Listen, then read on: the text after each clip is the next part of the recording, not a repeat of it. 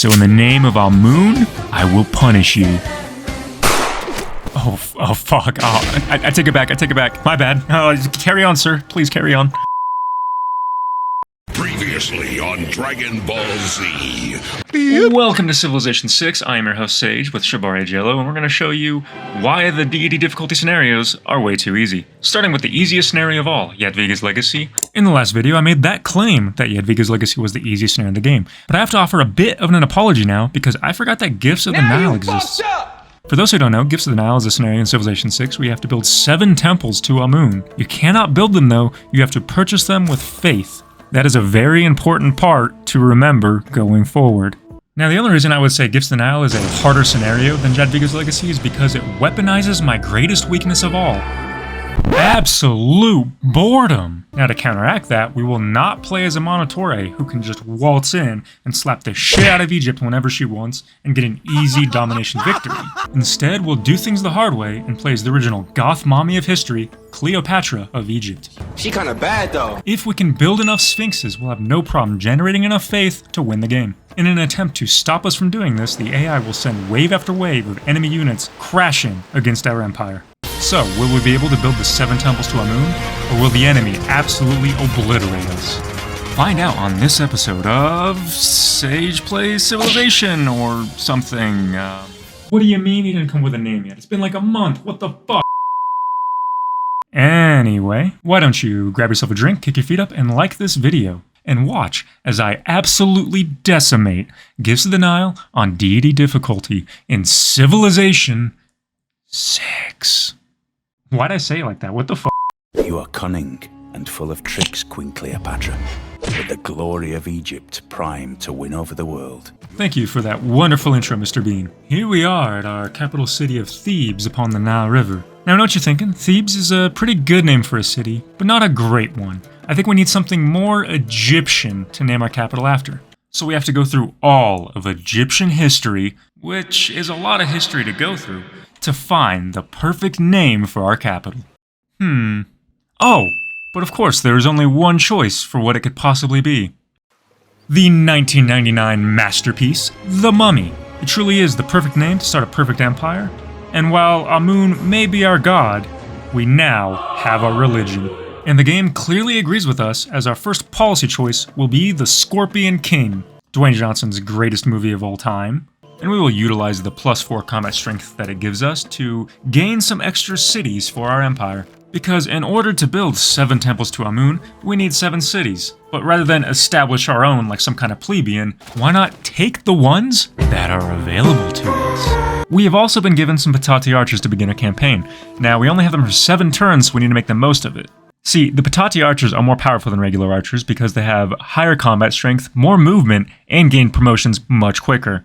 Now the catch is that we can only have them for the first 7 turns of the game, but Nubia can access them at any point throughout this entire scenario, and that's why it's so easy for Monotore to just steamroll through us if she so chooses. Thankfully, she cannot declare war on us for the first 20 turns, so we are safe. For now. And just like that, ladies and gentlemen, we have taken Niken. Now, Niken is a good name, but I think we can do better. We need a more Egyptian name for Niken. Ah yes, Namekian. For the Namekians are known for their ties to Egypt. Now that our second city is taken care of, let's move on to our third, Thinis, where we already have our spearman and slinger in position, so we should make very short work of it. Since our archers are on a tight schedule and they are very busy people, we will actually move them beyond Thinis and head up to Ashmunin. Hopefully they'll be able to do some damage to it before they expire at turn 7. But while it is still turn 5, we have taken over Thinis. Now, Thinis is a fine name, but we can do better. We can do something more on brand, we'll say. Henceforth, we shall redub Thinis to something far more Egyptian. We shall call it Thin Mince. Perfect, the most Egyptian cookie.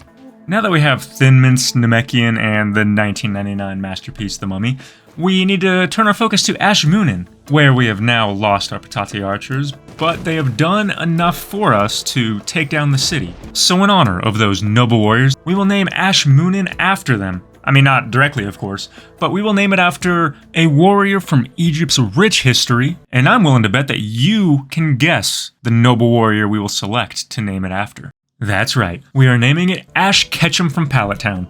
Of course, as you know, Ash Ketchum is a famous, noble animal tamer Egyptian, and I figured we can honor him in this small way. Moving through like a plague of Egypt, we're going to take our 5th city of fuck, how do you even say that? Alright, no worries, because we're going to rename it, you know, as we do. We're going to rebrand the city something else. So why not let me know in the comments if you think you can spot a theme of what we'll rename this fine city. While you're typing in your guess down below, I'm going to go over some of the strategy here. So in this scenario, you want to take as many of the city-states as possible before turn 20. Because at turn 20 is when your competing civilization can then declare war on you and make the whole thing a huge fucking problem. And that's not even to mention the other armies that will start spawning into the game to invade you around the same time. But it looks like we have taken Nagia, so let's see if you were able to guess the correct name for our new city. And what better name to redub it than giving it the name of Inuyasha? As you know, Inuyasha is a half-dog demon, half-human, but what a lot of people forget is he's also 100% Egyptian. Oh my god, this is just so dumb. Alright, so if you haven't noticed, I'm giving all of the cities really dumb names. And that's because this scenario is just incredibly fucking boring. God. So I kind of have to do something to entertain myself, you know how it is. So that way I can stay focused and actually get a win, so I don't have to do it again. Got that big brain strategy going on. Alright, so back to it. We have just captured On, and we need a new name for it to stick with our theme. On. Onomatopoeia, on the night, on God. Fuck, what's a good name for On? Oh, I've got it. On to the next city. Perfect, because we have just settled a new city down here to the south, Swinet. And since we settled it instead of capturing it, it needs a very special name. Swaha. Suwunu, Swamina, Swamanana, Sududu, Sammy, Swami, Samsonite, Subaru. Hey, yo! Sweet baby Horus. Perfect, that is the perfect name.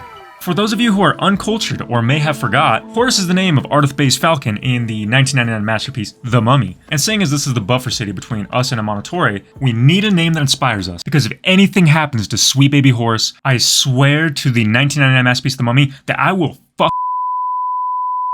Sorry for the outburst. It's cool, we're fine, we're good. Let's get back to the strategy. So now that we've established a southern city to help defend us from Amanitore and protect our capital, Looks to me like you're on the wrong side of the river! we can refocus back to the north side of the map where Hyksos has invaded us. They are the first of what will be many pseudo-civilizations that will show up and try to bore us to death with endless wars.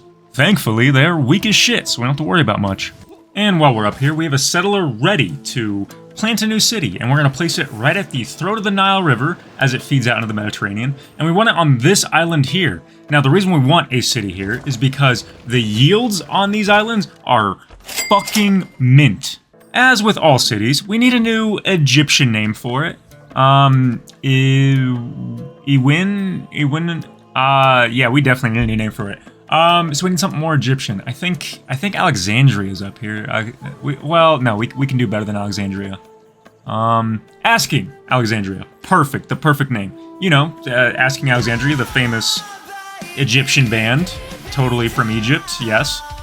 But with our 8th city established, we get to pick a new god to worship. Now, sadly, they don't give us the good ones of Slifer the Sky Dragon, Obelisk the Tormentor, or Winged Dragon of Ra. Fucking lame. So we have to go with one of the gods they do give us, and there is a very clear choice of which one to pick, and that is the Lord of all gods, Amun, giving us a bonus to our production towards wonders, which is nice, but entirely irrelevant compared to the bonus it gives us to all purchases made with faith, including all the shrines and temples that we have to purchase to win the game. We basically just put the victory on sale for 30% off. And who doesn't love a good deal when you see one?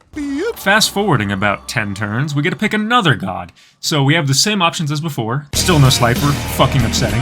If you're really going for a min-max strategy, you're gonna pick Anubis as it gives you +2 faith for each holy site building, which is gonna be a lot of buildings by the end of this. But instead, we're gonna go for our sweet baby boy, Horus. Not really for like a strategic reason or anything, but just because he's our little guy. He's just a little guy. He's so good. And that does mean that we get another wildcard policy.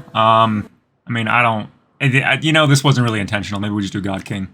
Well, no, yeah. I mean, the extra science will be good. What is that, like Yeah, that's like 30% more science, you know, that's pretty cool. Why not?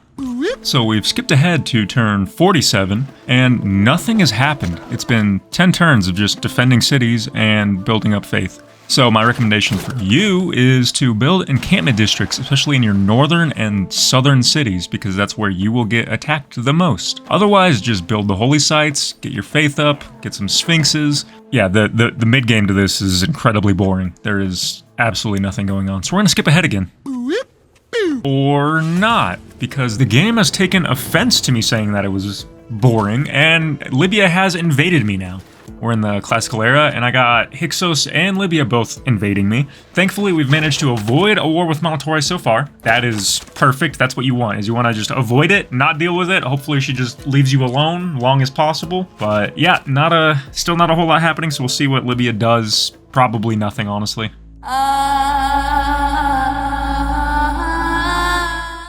Oh, fuck me. Alright, well, shit. Yeah, I think every single time I say anything negative about the game, it literally picks up a metal pipe and hits me over the head with it. Like, honestly, if you were to add up all the other armies in the game, it'd be 23 times stronger than us, and that's just unfair. For them.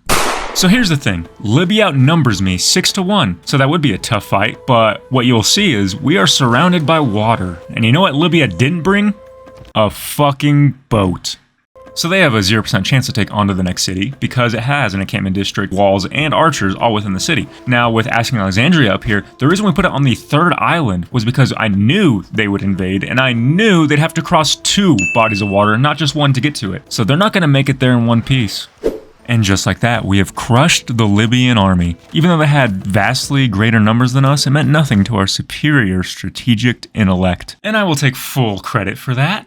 However, we did lose Bodie McBoatface, and we will forever remember him. Oh, little guy. Oh, alright. Lybia is basically dead. Hyksos is playing a city building simulator up here. I don't know, they just kind of fucked off. And Amonitore is entirely pissed at us. So I would say everything's going according to plan, which means this is a great time to build some more faith. Maybe a Sphinx montage?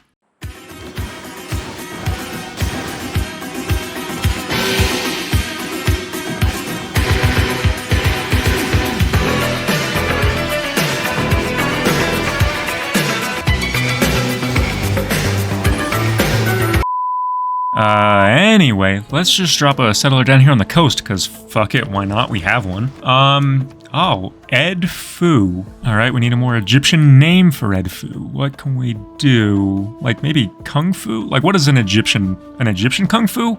I guess, let's see, is there an Egyptian martial art? Tatib. The fuck is a Tatib? Stick fighting. Sounds good. What is... Oh, they just beat the shit out of each other with sticks. That's awesome. Hell yeah. Alright, we got a name for our city. And now we can move on to more pressing matters. Well, what do we have here?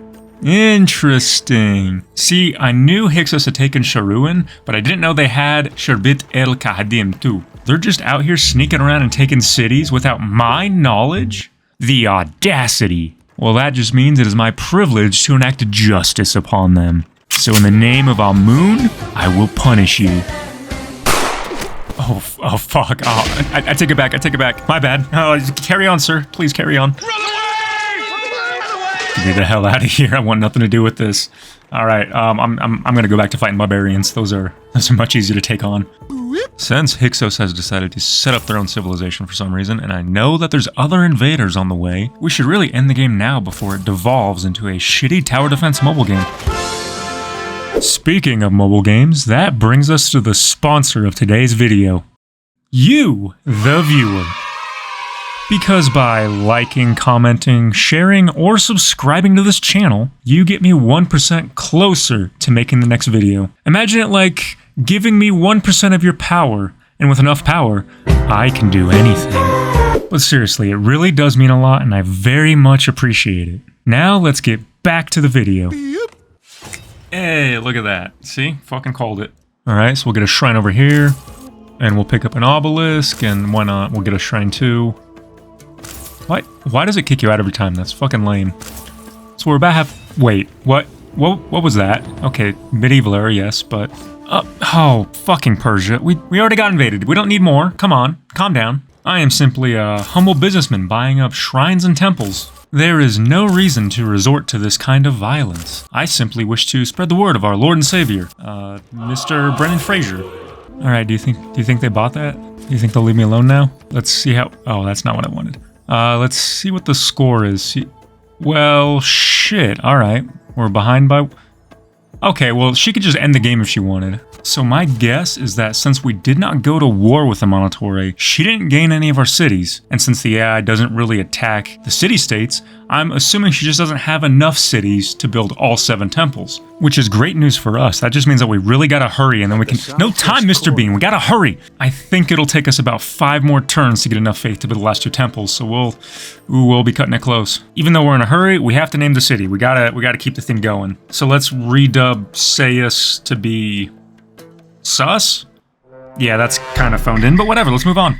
And we have another settler, so I guess we gotta name another Oh, we can work with this. Let's just skip ahead. We already know what this is gonna be. Winged Dragon of Ra! Not quite as cool as Slifer would be, but still rad as hell. Alright, so I think we have enough faith now to finish the game, but we couldn't possibly do that without an appearance from our favorite boy, our Magi, Ardith Bay. Hell yeah. Alright, well that's everything I wanted to do, so I guess we can finish the game now. Monotore is denouncing me for the 8th time. You know, I think she hates Medjais, which is kind of fucked up. But anyway, yeah, she denounced me throughout the entire game and never once declared war. So if you're looking for the strategy to this, just don't go to war, and it's really fucking easy. Now we just get our temple to Amun and Namekian, and then build one over in Inuash, and there's the win. Holy shit, that was so long and boring. Holy fuck. Subscribe, like, share, all that kind of good stuff. It's pretty easy, it's free, recommend it, but thank you, and I'll see you next time.